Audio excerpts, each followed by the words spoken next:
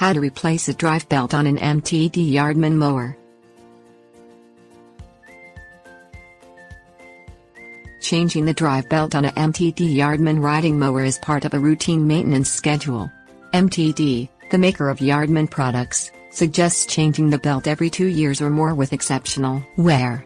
Inspect the belt often throughout the mowing season for nicks, wear or damage.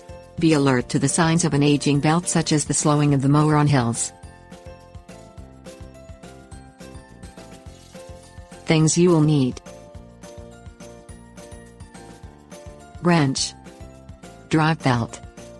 Park the mower on a flat, level surface. Remove the spark plug wire from the spark plug to ensure the mower cannot start. Lower the deck control lever, setting the deck at its lowest setting. Remove the hex bolts next to the engine pulley with the wrench.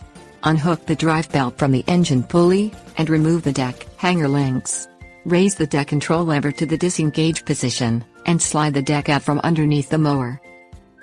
Inspect the drive belt to note the pattern it wraps around the pulley.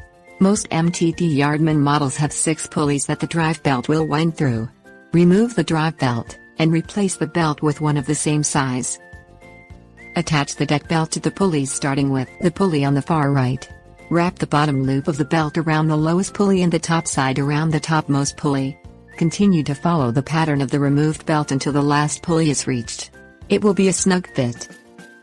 Slide the deck underneath the mower. Lower the deck control lever to its lowest setting.